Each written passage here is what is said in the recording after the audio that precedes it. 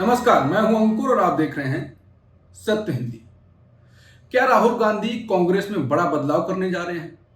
क्या राहुल गांधी ने अब अपनी मंशा साफ कर दी है कि वो बदलाव करने जा रहे हैं? क्या राहुल गांधी बीजेपी की स्लीपर सेल जो कांग्रेस में है उनको किनारे करने जा रहे हैं, साइडलाइन उनको करने जा रहे हैं? ये सवाल इसलिए उठ रहे हैं क्योंकि राहुल गांधी ने अब जो कहा है, जो बयान दिया है, उसके बाद खुद ब खुद सवाल खड़े हो जाते हैं। राहुल गांधी ने कहा है कि जाओ अपने महल बचाओ, अपनी जान बचाओ, हमें कोई फर्क नहीं पड़ता, आप कहीं भी जाएं। हमारे साथ वरिष्ठ पत्रकार मुकेश जी हैं, उनसे सवाल पूछेंगे, लेकिन उससे पहले आप राहुल गांधी का वो बयान सुन लीजिए, फिर बात करते हैं। अब मैं खत्म फिदेल कास्ट्रो की एक कहानी से करूंगा। पता नहीं आपको अच्छी लगे ना लगे। सुना है नाम ना? सुना है। एक पत्रकार आया, न्यूयॉर्क टाइम्स का पत्रकार था।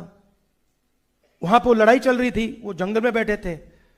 तो न्यूयॉर्क टाइम्स का पत्रकार गया, बैठ गया उनके साथ, कहता है भैया मैं आपका इंटरव्यू लूंगा। फिदेल कास्ट्रो ने कहा लीजिए। शुरू हो गया। कहता है फिदेल कास्ट्रो जी एक बात बताइए, आपकी ये जो मैनेजमेंट टीम है इसको आप ट्रेन कैसे करते हो? इनको आप मैनेजमेंट कैसे सिखाते हो? इनको आप मतलब लड़ना कैसे सिखाते हो? रेवोल्यूशनरी थॉट कैसे सिखाते हो? फिदेल कास्ट्रो जी उसकी ओर देखा, कहता है यार तू तो बड़ा बेवकूफ आदमी है, मैं थोड़ी सिखाता हूं। तो चौंक गया। कहता है सर आप नहीं सिखाते तो कौन सिखाता है?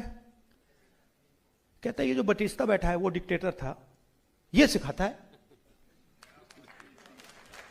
जिससे आप लड़ रहे हो वो आपकी मैनेजमेंट टीम को सिखाता है। फिदेल कास्ट्रो कहता है हां, मैं क्या करता हूं, मैं लोगों को लड़ाता हूं, आधों को मार देता है, बाकी भाग जाते हैं, जो बचते मेरी मैनेजमेंट टीम है। वही काम हो रहा है,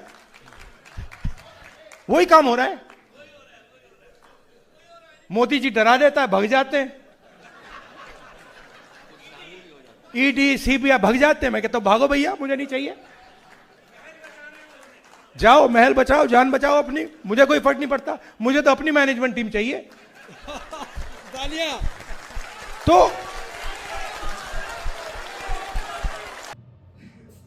सर, राहुल गांधी का ये बयान क्या बताता है, क्या मंशा क्या बताता है कि राहुल गांधी कुछ बदलाव करेंगे, कुछ नई कांग्रेस बनाने जा रहे हैं?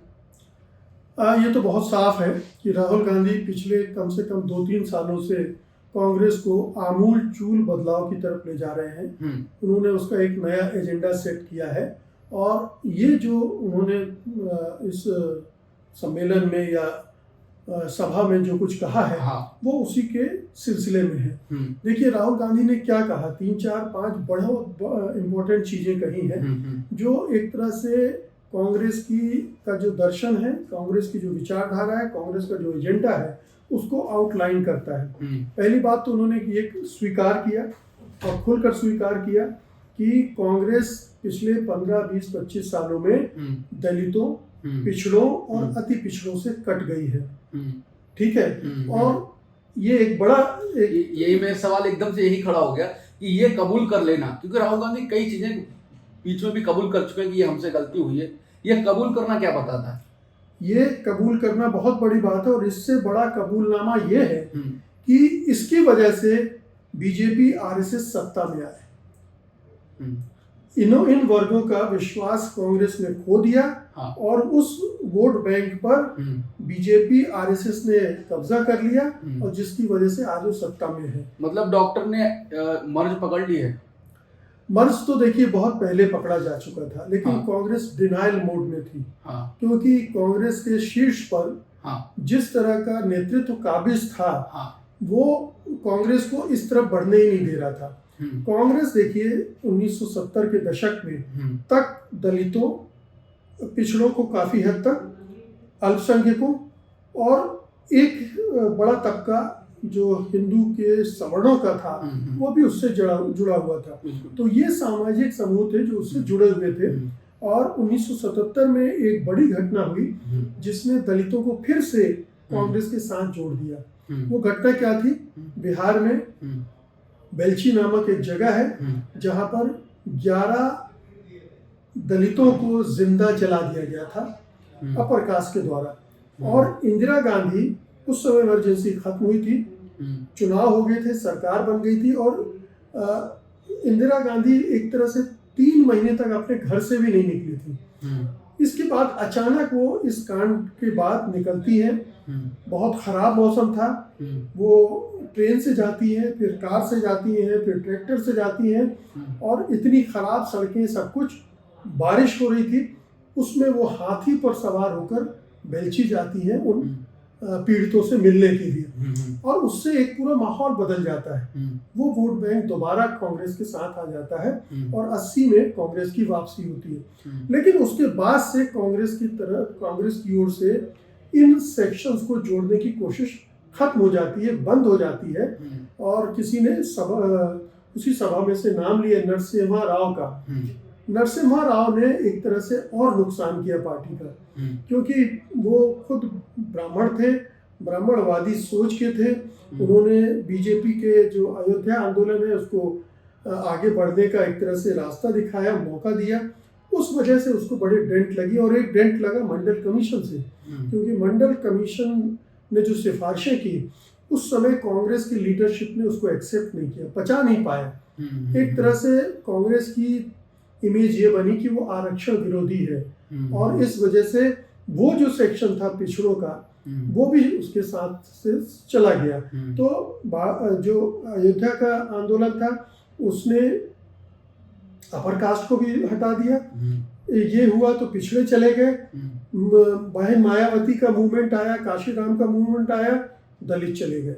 कांग्रेस के पास कोई वोट बैंक रह नहीं गया, और इसीलिए कांग्रेस सत्ता से बाहर गई। आपने बार बार कहा कि लीडरशिप ने उसको पचा नहीं पाया, लीडरशिप ने दूर कर दिया इन लोगों को। लीडरशिप किस प्रकार की थी, और अभी बदलाव क्या हुआ लीडरशिप में? अभी कोई बहुत बड़ा बदलाव नहीं हुआ है, मैं कहता हूँ। मल्लिकार्जुन खड़गे के आने से एक मैसेज गया है, लेकिन असली बदलाव जो राहुल गांधी ला रहे हैं, वो ये ला रहे हैं कि उन्होंने कांग्रेस का पूरा जो विचारधारा है वो अब इन वर्गों से जोड़ने की कोशिश कर रहे हैं। पूरा एजेंडा उन्होंने उनके साथ जोड़ दिया है, और इसीलिए वो खुलकर कह रहे हैं, वो खुलकर ये कह रहे हैं कि कांग्रेस को एक अंदरूनी क्रांति की जरूरत है। मतलब वो जो चीजें छोड़ आई है उसको फिर से लेने, बल्कि और भी ज्यादा साहसिक तरीके से अपनाने की जरूरत है। क्योंकि ये एजेंडा पहले समाजवादियों के पास था। समाजवादी ही पिछड़ों की बात करते थे, अति पिछड़ों की बात करते थे। नीतीश कुमार ने अति दलितों की बात करनी शुरू कर दी। तो वो एजेंडा जो समाजवादी ले गए थे, अब वो उसको अपनी पार्टी के लिए ला रहे हैं, और जो एजेंडा बीएसपी ले गई थी उत्तर भारत में, उसको भी अपने पास ला रहे हैं। तो ये एक बड़ा बदलाव है। चुनौती राहुल गांधी के साथ ये है कि क्या इस बदलाव को कांग्रेस स्वीकार करेगी? क्या ये बदलाव केवल राहुल गांधी के अंदर है, खड़गे साहब के अंदर है, या ऊपर शीर्ष के नेतृत्व में कुछ लोगों के पास है? वो नीचे तक जा रहा है कि नहीं? राहुल गांधी अपनी पार्टी को कन्विंस कर पा रहे हैं कि नहीं? उन्होंने ये तो खुल्लम खुल्ला कहा, यहीं पर कहा कि जिन्हें अपने महल बचाने हो, जिन्हें अपनी जान बचाने हो, चले जाए। वो सीधा अटैक उन्होंने ज्योतिरादित्य सिंधिया पर किया है, और एक दो और ऐसे नेता हैं जैसे उनको टारगेट किया है कि वो अपने महल बचाने के लिए चले जा रहे हैं। लेकिन उन्होंने एक तरह से ये कहना चाहिए एक ऐसा रास्ता खोल दिया है जिसमें अब ये तय करना पड़ेगा कांग्रेसियों को, इधर या उधर। आपने एक बात कही उस टाइम में, जैसे मुशायरा में कहते हैं कि हो गया मुशायरा खत्म, अब समेटते हैं। उस टाइम पे अगर अभी शो की शुरुआत है, नहीं तो मैं वहीं पे खत्म कर देता शो को। लेकिन अभी पहला ही सवाल था कि आपने जो कहा कि राहुल गांधी तो ये विचार कर रहे हैं, लेकिन वो नीचे तक ले जा पाएंगे? तो फिर ये इतना सवाल है कि इस पे फिर चर्चा होती रहे, अपने आप में बड़ा सवाल है, क्योंकि राहुल गांधी लगातार वो मुद्दे उठा रहे हैं। अब बात करते हैं जिसकी जो आपने रखी, ले जा पाएंगे। कौन लोग रोक पा रहे हैं, रोक रहे हैं, और क्या जिसको कहते हैं भी हैं कि बीजेपी की स्लीपर सेल तक उनको कहा जाता है, उनको हटा नहीं पाएंगे कि वो चले जाए तभी सुकून है, उनको किनारे करिए। ये पूरे कांग्रेस के ढांचे में हर जगह अपर कास्ट की लीडरशिप, ठीक है, उसको हटाकर और दलितों और पिछड़ों में से नेतृत्व को वहां तक लाना हाँ एक बहुत बड़ा काम है, जिस पर काम अभी तक होता दिख नहीं रहा है। बातचीत के स्तर पर राहुल गांधी उसे बार बार दोहरा रहे हैं, एजेंडा बना रहे हैं, कांग्रेस के घोषणा पत्र में उसको शामिल कर रहे हैं, लेकिन निचले स्तर में वो हलचल नहीं दिख रही। जहां मतलब डिस्ट्रिक्ट लेवल पर, गांव के स्तर पर, राज्य के स्तर पर जहां नेतृत्व इन वर्गों के हाथों में दिया जाना चाहिए, वो हमें नहीं दिख रहा है। बिल्कुल, जहां से आवाज आम जन के पास पहुंचती है, उनके पास कार्यकर्ता भी तो होते हैं बैठक में, वो बोलते हैं, तो नीचे तक तो राहुल गांधी रैलियां अच्छी करते हैं। जैसे पिछले उसकी वीडियो में भी लोग कहते रहते हैं कि हाँ, जैसे प्रियंका गांधी थी, उत्तर प्रदेश में थी, तो रैलियां शानदार हुई। टीवी मीडिया जो एक तरफ उठाया कि प्रियंका गांधी, उन्होंने नारा दिया था लड़की हूँ, लड़ सकती हूँ, तो बहुत जनता आई थी, लेकिन वोट कुछ क्या ही मिले, 500 तक सीटों में नहीं मिले। इन नेताओं का अपना आकर्षण है। हाँ, भीड़ तो आ जाती है। हाँ, भीड़ को वोट में कन्वर्ट करने के लिए हाँ, आपको संगठन और उस स्तर पर लीडरशिप चाहिए। हाँ, वो लीडरशिप खड़ी करनी पड़ेगी ना। हाँ, और वो खड़ी करने के लिए आपको जो अभी लीडरशिप है उसको डिसमेंटल करना पड़ेगा। हाँ, ये एक खतरनाक काम है हाँ, कि आप उन अपर कास्ट के लोगों को हटाकर और जो पिछड़े हैं, दलित हैं, आदिवासी हैं, अल्पसंख्यक हैं, उनको उनकी जगह स्थापित करें। खतरनाक एक रेजिस्टेंस, खतरनाक क्यों है सर? रेजिस्टेंस होगा, विरोध होगा। विरोध कौन करेगा? वही तो वो विरोध करने वाले कितने लोग हैं? बहुत हैं, बहुत हैं। नहीं, जो राहुल गांधी लगातार ये आवाज उठाते हैं कि जिसकी जितनी, जैसे वो पहला डायलॉग था, जिसकी जितनी आबादी उसकी उतनी भागीदारी, वो भी कहते हैं कि हम आरक्षण देंगे। तो आबादी के साथ देखा जाए तो वोट प्रतिशत में क्या डेंट करता है, और जो आबाद विरोध करेंगे वो उनको वोट देते भी नहीं है। आपने शुरुआत से कहा कि पहले सवर्ण लोग उनके साथ थे, बहुत हद तक सवर्ण लोग ही उनके साथ थे, अब सवर्ण दूसरे साइड में आ गए। सवाल मैं बाद में ये पूछूंगा कि अगर सत्ता के साथ सवर्ण रहते हैं, वो दूसरा सवाल है, लेकिन वही बात कि विरोध करेंगे तो करने दीजिए विरोध, कितना उनकी आबादी है। यही तो चैलेंज है ना, कि आप उस विरोध को क्रश करते हुए नई लीडरशिप ला कर रखेंगे क्या? क्योंकि देखिए, ये एक दिन में चमत्कार की तरह नहीं हो सकता है। इसके लिए आपको, मैं मध्य प्रदेश का उदाहरण देता हूँ आपको। वहाँ कमलनाथ और दिग्विजय सिंह, ये दोनों जो है मध्य प्रदेश की कांग्रेस में परिवर्तन होने नहीं दे रहे, उन्हें नहीं दिया, उन्हें नहीं दे रहे। इस तरह से कई राज्यों में, भूपिंदर सिंह हुड्डा, हरियाणा में हार की बहुत बड़ी वजह वो भी है। वो एक कुंडली मार के जो बैठा हुआ है, वो अपनी जो पकड़ है वो छोड़ना नहीं चाहता।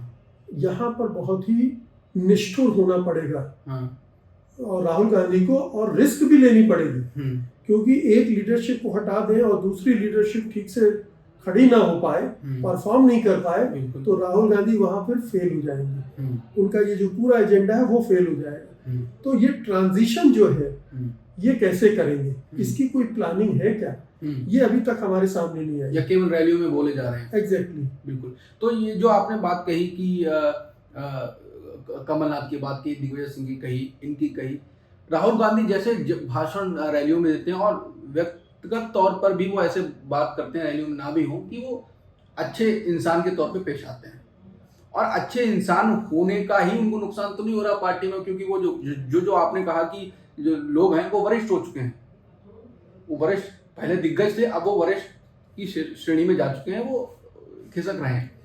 तो अब उनको हटाने के लिए इसलिए नहीं हटा रहे कि मैं इंसानियत के तौर पे अच्छा इंसान हूं, तो मैं क्यों हटाऊं, उनकी क्या अपमान करूं? अपमान ही होगा उनको हटाने का। नहीं, ये तो अगर खुलेआम सभाओं में वो मैसेज दे रहे हैं कि जिसको जाना हो जाए, जिसको महल बचाना, लेकिन वो तो कुंडली मार के बैठे हुए हैं ना, क्यों हटेंगे? तो ये यही तो फैसला करना पड़ेगा ना। बिल्कुल, यही समय है जब राहुल गांधी जो बोल रहे हैं उसको इम्प्लीमेंट करें, बदले, ऐसे लोगों को बदले जो बदलने के लिए तैयार नहीं। और इसका कोई एक्शन प्लान उनके पास है, ये उन्होंने अभी नहीं दिखाया।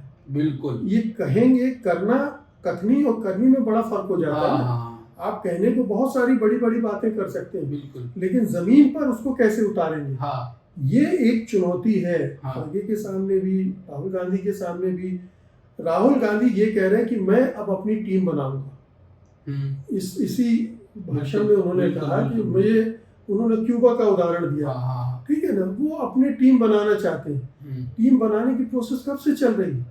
पहली बार जब वो पार्टी के अध्यक्ष बने थे तब से चल रही है। वो अभी तक उसमें एक निर्णायक कदम नहीं उठा पाए। तो अगर वो अपनी टीम नहीं बना पा रहे हैं या, तो फिर ये तो उनकी प्रॉब्लम हुई। लीडरशिप में केवल बोलने की कला या लड़ने की कला नहीं होनी चाहिए। आप पार्टी को कैसे संगठित करेंगे, कैसे उसको पुनर्जीवित करेंगे, कैसे नया नेतृत्व आगे लाएंगे, ये सारी चीजें होती हैं। वो चीज अभी हमें होती हुई नहीं दिख रही है। कुछ राज्यों में हुई है, जैसे आपने देखा कि कर्नाटक में जो डी शिव कुमार है वो ऊपर आए हैं, या तेलंगाना में रेवंत रेड्डी ऊपर आए हैं, कुछ राज्यों में। लेकिन वो मध्य प्रदेश में भी जीतू पटवारी को बनाया तो है। हाँ, लेकिन ये है ना कि ये कमलनाथ और दिग्विजय सिंह काम नहीं करने देंगे। इनको मार्गदर्शक मंडल में भेजना पड़ेगा, तो तभी ये ठिकाने लगेंगे। ऐसे जितने भी नेता हैं इनको मार्गदर्शक मंडल में भेजकर नई कांग्रेस बनानी पड़ेगी। अगर नई कांग्रेस नहीं बनाने में सफल हुए राहुल गांधी, तो ये जो वो कह रहे हैं ये केवल बड़ी बड़ी बातें ही रह जाएंगी, ये ट्रांसलेट नहीं होगी।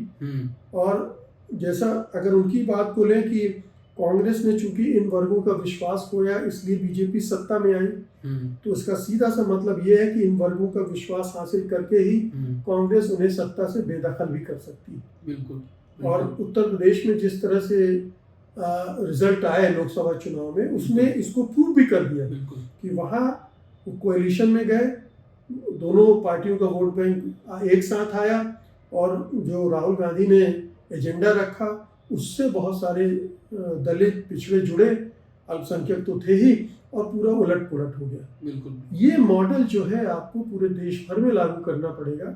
आपको कोएलिशन पार्टनर ढूंढने पड़ेंगे, लोग, ग्रुप्स, समूह, तमाम संगठन, ये सारे ऐसे जोड़ने पड़ेंगे ताकि वो आपकी ताकत को बढ़ाएं, इस ताकत को इस लाइन पर, तभी वो आपको एक चुनावी जीत में कन्वर्ट कर पाए। जो मैंने कहा कि बीच में आखिर में सवाल पूछूंगा, ये आखिरी सवाल ये है जो कि मैंने कहा था कि जो सवर्ण थे वो कांग्रेस के साथ थे, बीजेपी आई अब बीजेपी के साथ है, जो सत्ता होगी उसी के साथ रहते हैं। अमूमन तो ये देखा गया है कि वो जो वर्ग है वो उसी के साथ जाता है जो पावर में होता है। कल को बीजेपी पावर में नहीं रहेगी तो उसमें से एक बड़ा वर्ग जो है शिफ्ट होकर इधर आ जाएगा, जो भी सरकार बनाएगा उसके पक्ष में आ जाएगा। ये तो अब वहां पर फिर तो आपको देखना पड़ेगा। कई बार देखिए, पूरी तरह से नकारना भी ठीक नहीं होगा किसी एक वर्ग को, लेकिन उसमें जो आपके एजेंडे, आपके विचारधारा, आपकी पार्टी के दर्शन और कार्यक्रम के साथ जुड़कर आना चाहे, उसमें से चुनकर आपको लेना चाहिए, अगर आते हैं तो। हालांकि ये इतने दागी हो गए हैं, चाहे सिंधिया हो, चाहे जितेंद्र प्रसाद हो, चाहे आरपीएन सिंह हो, चाहे अजित पवार हो, चाहे इस तरह के बहुत सारे लोग हैं जिनका नाम गिनाया जा सकते हैं। अजित पवार तो खैर एनसीपी के हैं, लेकिन ऐसे बहुत सारे तो भी, हाँ बिल्कुल। तो ये तमाम लोग हैं जिनको आपको बहुत सोचना पड़ेगा कि ये जो अपॉर्चुनिस्ट हैं, जो मौका परस्त लोग हैं, वो कैसे पार्टी को कमजोर करते हैं, जब नाजुक दौर आता है तो छोड़कर भाग जाते हैं। ऐसे लोगों की शिनाख्त करके और फिर सोचना चाहिए कि किनको अंदर लाना है, किनको बीजेपी को सौंप दिया है तो वो वहीं पर अपना इंतजाम देखें। बिल्कुल। तो जो अभी बातचीत का निष्कर्ष निकला उसका यही है कि राहुल गांधी बोल तो रहे हैं, रैलियों में बोल रहे हैं, प्रियंका गांधी भी बोलती हैं, और सर ने कहा कि उनका ये आकर्षण तो है कि वो की भीड़ जुटा सकते हैं, लेकिन कार्यकर्ता बढ़ाएं और उस बात को, उस पर एक्शन मिले।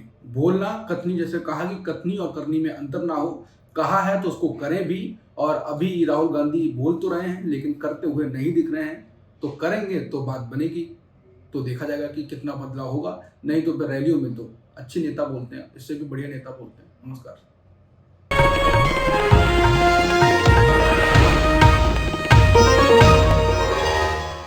Copyright disclaimer under Section 107 of the Copyright Act 1976. Allowance is made for fair use for purposes such as criticism, comment, news reporting, scholarship, and research. Fair use is a use permitted by copyright statute that might otherwise be infringing.